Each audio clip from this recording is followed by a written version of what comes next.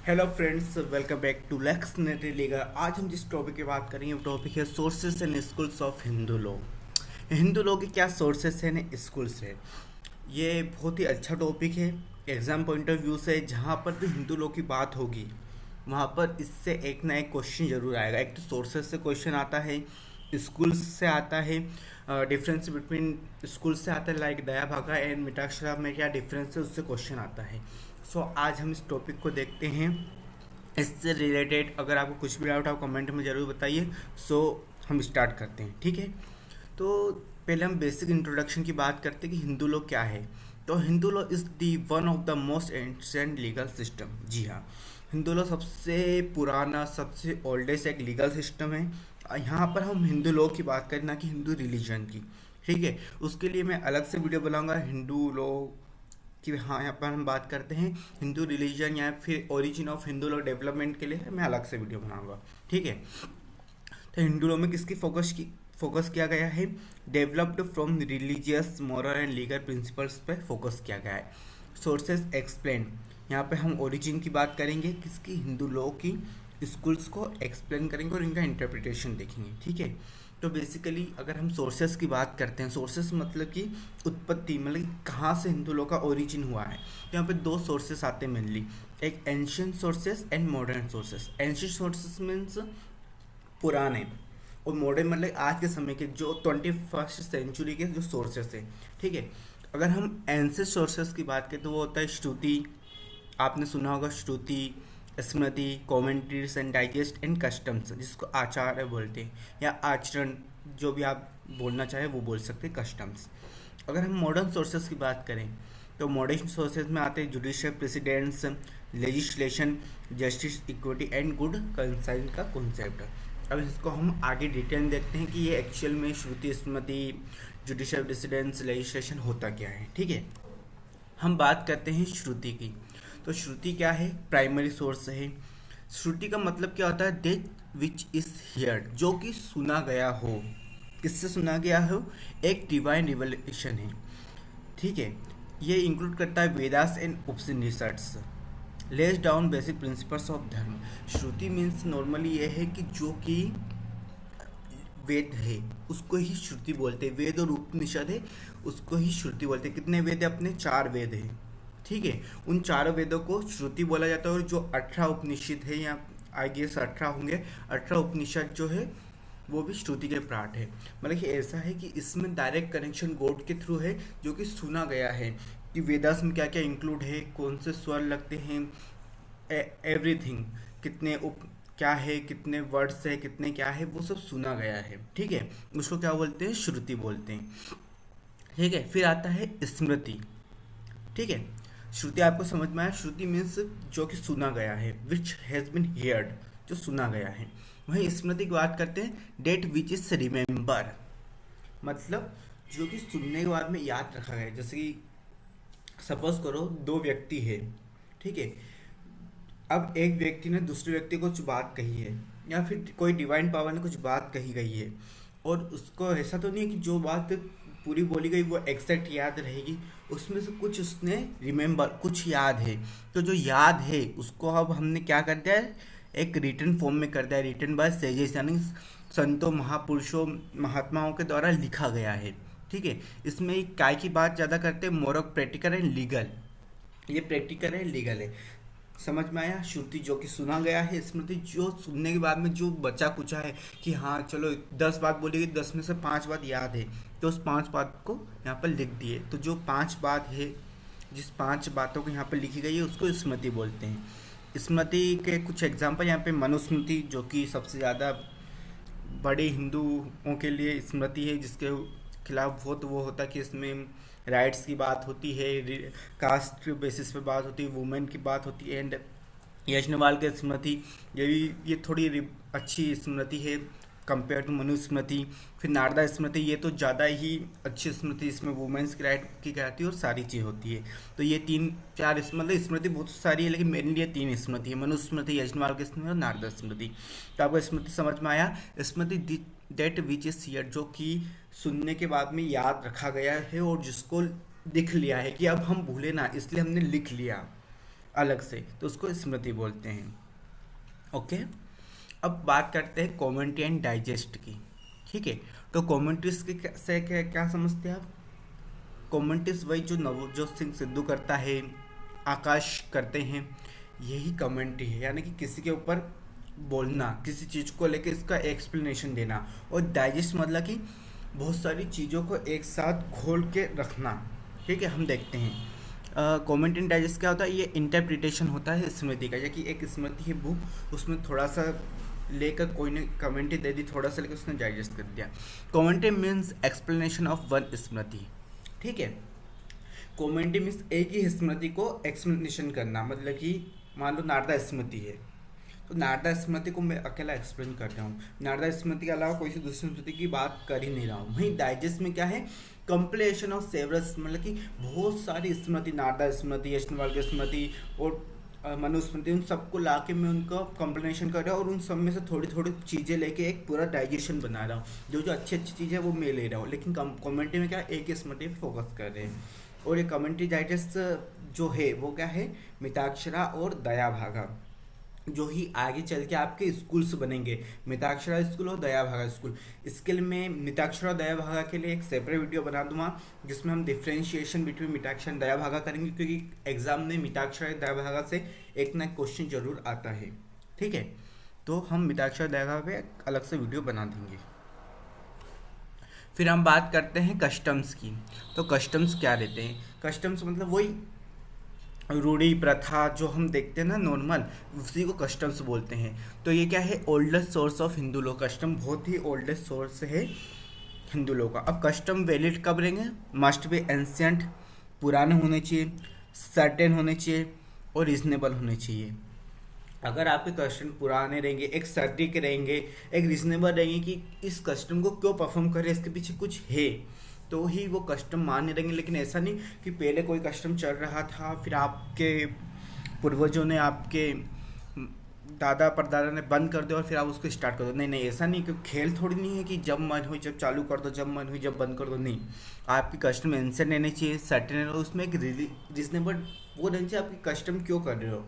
जैसे सती प्रथा थी, एंसेंट थी, सर्टेन थी, बट एक रीजनेबल नहीं था कि आप क्यों सती प्रथा कर रहे हो, इसलिए वो कस्टम को बंद किया गया। ठीक है, अगर हम टाइप्स की बात करें कस्टम की, तो लोकल कस्टम होएगा। लोकल कस्टम मतलब एक प्रॉपर टेरिटरी में होता है, जैसे झारखंड है, वहाँ के ट्राइबल पीपल है, उनका कस्टम अलग है। मध्य प्रदेश में अलग कस्टम है, यूपी में अलग कस्टम है, साउथ में चले जाएंगे तो साउथ में अलग ही कस्टम चलता है। तो एक लोकल पॉइंट ऑफ व्यू से कस्टम होगा। फैमिली कस्टम, फैमिली कस्टम यानी कि एक जो परिवार है उसका कस्टम अलग है। ठीक है, सपोज करो कोई सी एक परिवार है जिसका कस्टम ये है कि वो बलि देते हैं, लाइक है ना, तो उनका कस्टम है। ठीक है, या फिर उनमें कुछ अलग रिचुअल होते हैं मैरिज के टाइम पे, तो वो एक फैमिली कस्टम हो गया। कास्ट कस्टम जैसे कि कास्ट वैसे जैसे कि ब्राह्मण है, क्षत्रिय है, वैश्य है, शूद्र है, ये कास्ट सिस्टम अपने यहाँ पर डिवाइडेड है। तो इसमें कास्ट बेसिस पे कस्टम है कि ब्राह्मणों का ये कस्टम है, क्षत्रिय को ये कस्टम है, ड्रेस डिटेल्स हर एक कास्ट का। इसके अंदर भी कि क्षत्रिय में भी अगर राजपूत हुआ तो उसका ये कस्टम है, क्षत्रिय में यादव हुआ तो उसका ये कस्टम है। तो ऐसे कस्टम डिवाइड किए गए हैं। सो ये मॉडर्न सोर्सेस थे। आपको अच्छे से आगे चार मॉडर्न सॉरी ये एंशिएंट सोर्सेस थे। आपको अच्छे से आगे चार एंशिएंट सोर्सेस है, Shruti, Smriti, comment and digest and customs. अरे फ्लो में इधर उधर हो जाता है थोड़ा। अब हम मॉडर्न सोर्सेस की बात करते हैं। तो modern sources of Hindu law, तो इसमें सबसे पहले क्या आता है, जुडिशियल प्रेसिडेंट्स। सेकंड क्या आता है, लेजिस्लेशन। एंड थर्ड क्या आता है, justice, equity and goods conscience. तो हम इसको थोड़ा डीप में देखते हैं कि जुडिशियल प्रेसिडेंट्स क्या रहते हैं। ठीक है,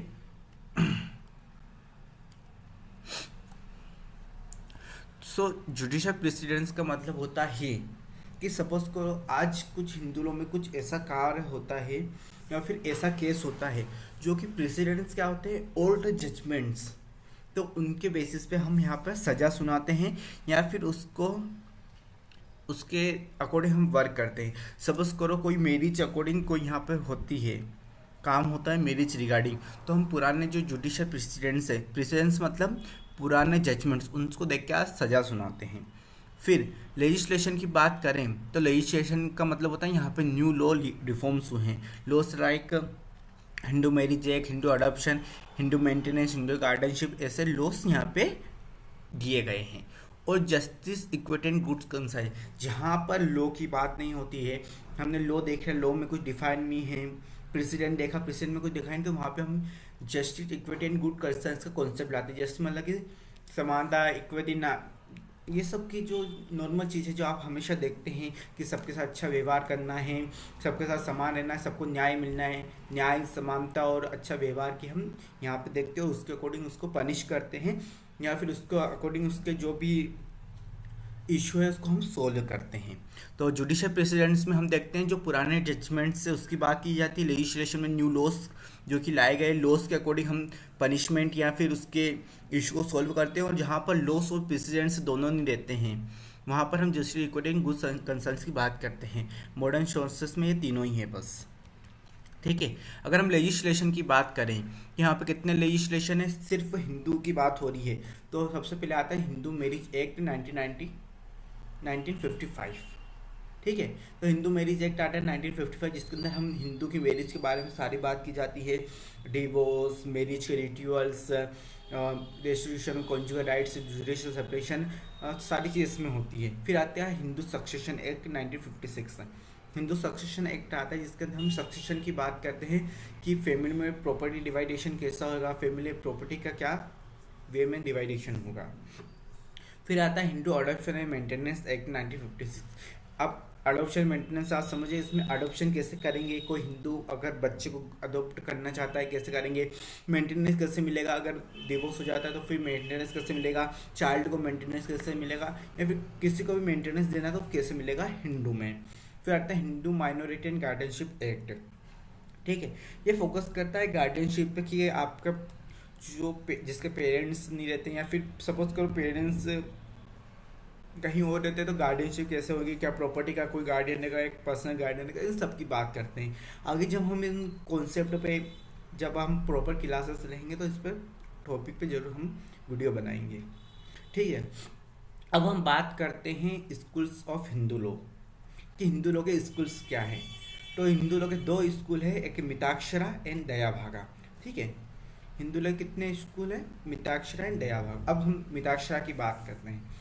तो मिताक्षरा क्या है, बेस्ड ऑन कॉमेंट्री बाय जिग्नेश्वरा। मैंने बोला था कि स्कूल्स क्या है, कॉमेंट्री एंड डाइजेस्ट है, तो ये किसके ऊपर बेस्ड है, विजनेश्वरा ने कॉमेंट्री करी थी उसके ऊपर ये स्कूल बना था। कॉमेंट्री मतलब इसने खुद ने लिखा था इसको मिताक्षरा को।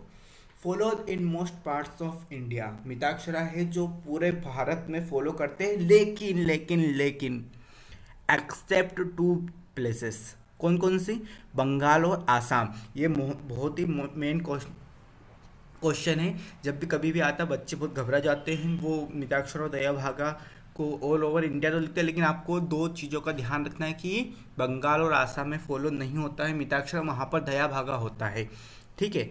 बर्थ राइट इन एंसेस्टर प्रॉपर्टी, यानी कि जैसे कोई बच्चे का जन्म होता है तो उसके परिवार में उसकी प्रॉपर्टी में उसका राइट हो जाता है, ठीक है। ये एक मिताक्षरा में बोला गया है। और यहाँ पर जॉइंट फैमिली सिस्टम रहता है, यानी कि एक परिवार सब लोग रहते हैं, सब प्रॉपर प्रॉपर्टी जो रहती है उसमें वर्क करते हैं, ऐसा नहीं कि डिवाइड कर देते एक दूसरे को। एक जॉइंट फैमिली का कॉन्सेप्ट आता है मिताक्षरा में, जो कि ऑल ओवर इंडिया फॉलो होता है एक्सेप्ट बंगाल एंड आसाम।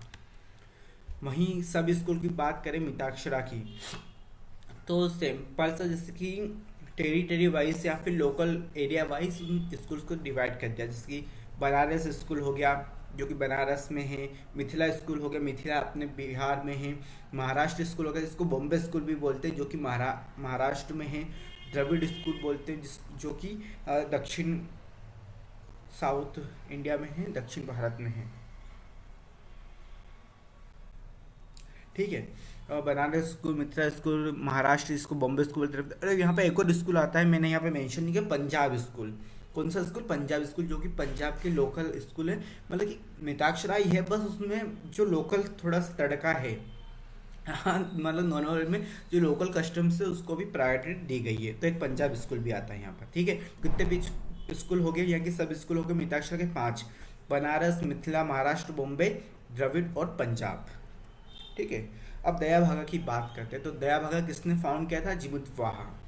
ठीक है, दया भागा के फाउंडर कौन है? जिमुत वाहा। ये कहाँ पे फॉलो होता है? सिर्फ बंगाल और आसाम में। बंगाल और आसाम के अलावा ये कहीं पर फॉलो नहीं होता है। ठीक है, इसमें क्या होता है कि no birth right in property. जो बच्चा रहता है, जैसे हमने मिताक्षर में देखा, उसका बर्थ राइट प्रॉपर्टी में जैसे जन्म होता है उसका मिल जाता है, लेकिन यहाँ पे बर्थ राइट प्रॉपर्टी में नहीं मिलता है। यहाँ पर कब मिलता है? Rights after father's death. Father की मृत्यु के बाद में प्रॉपर्टी में राइट मिलता है। ठीक है, थोड़ा सा देख लेते हैं मिताक्षर दया भागा में क्या डिफरेंस है। बर्थ राइट मिताक्षरा में मिलता है, दया भागा में नहीं मिलता है। एरिया मोस्ट ऑफ इंडिया में फॉलो होता है मिताक्षरा एक्सेप्ट बंगाल और असम, और बंगाल और असम में फिर क्या होता है? दया भागा। कोपाशनल, यानी कोपाशनल का मतलब समझते हैं आप? अगर आपने हिंदू लॉ पढ़ा होगा तो जरूर समझते हो, अगर नहीं पढ़ा है तो फिर आप को बताना ही पड़ेगा। कोपाशनल वाला कि आपके साथ में जो जिसका जन्म हुआ है, आपके सिबलिंग्स जो कि आपके ब्लड से रिलेटेड है, तो उसको बाई बर्थ राइट मिल जाता है। इसमें पापा की डेट के बाद में पापा की डेट के बाद में राइट मिलता है। ठीक है, इसमें बाई बर्थ, इसमें पापा की डेट के बाद में। ठीक है, कंक्लूजन की बात करते हैं कि एंशियंट सोर्सेज गिव फाउंडेशन। जो पुराने सोर्सेज है, कौन कौन पुराने sources? Shruti, Smriti, commentary, digest and customs, वो एक फाउंडेशन देते हैं हिंदू लोगों को। वहीं modern law govern present system. Modern law क्या करते हैं? गवर्न करते हैं। क्यों? लेजिस्लेशन, नए नए लॉज बना, जुडिशियल प्रेसिडेंट, पुराने रूल्स जजमेंट्स को देखना, केस लॉस को देखना। और यहाँ पर दोनों चीज़ें का काम नहीं होता है, वहाँ पर आता है जस्टिस, गुड कंसाइंस, इक्वलिटी, ये सब के कॉन्सेप्ट आते हैं। वहीं स्कूल से बात करें तो स्कूल बहुत इंपॉर्टेंट पार्ट है फॉर कॉन्सेप्चुअल क्लैरिटी। कैसे? क्योंकि स्कूल से आपके कॉन्सेप्ट को क्लियर करता है कि आप किस स्कूल में हैं, वहाँ पर क्या रूल्स फॉलो होते हैं, किस वे में वहाँ पर मैरिज होती है। लेकिन ये ओल्ड सिस्टम है। आजकल तो ज़्यादातर चीज़ मॉडर्न लॉ से गवर्न होती है, जो कि हिंदू के लिए एक proper Hindu marriage act, Hindu adoption ऐसी बुक्स आ गई है, उनके थ्रू ही गवर्न होते हैं। ठीक है, अब यहाँ पर ये जो मैंने लाइन लिखी है, essential topics for exams and practice. जी हाँ, ये बहुत ही एसेंशियल टॉपिक है आपके एग्ज़ाम के लिए, आपकी प्रैक्टिस के लिए। अगर आप कोई सी एग्ज़ाम देते हैं, LLB, BA, LLB, इससे एक ना एक क्वेश्चन आता है। और मैं जल्द ही एक वीडियो लाऊंगा जिसमें हम डिफरेंस बिटवीन मिताक्षर एंड दया भागा करेंगे। एग्जाम पॉइंट ऑफ व्यू से कम से कम 10 से 20 डिफ्रेंशिएशन करेंगे, ताकि आप एग्ज़ाम पॉइंट ऑफ व्यू में जब भी आपके एग्ज़ाम, आप इस वीडियो को देख लीजिए और आप अपने एग्ज़ाम क्लियर कर पाएंगे। सो ये आज का टॉपिक था स्कूल्स एंड सोर्सेज का। अगर आप कुछ भी डाउट होता है आप कमेंट में बताइए, और अगर आपको इसमें कुछ डाउट होता है तो मैं आपके लिए सेपरेट वीडियो बना सकता हूँ। आप कमेंट कीजिए, बताइए क्या है क्या नहीं है। So friend, thank you video देखने के लिए। अगर कुछ भी डाउट होता है आप कमेंट में बताइए। Okay, bye bye.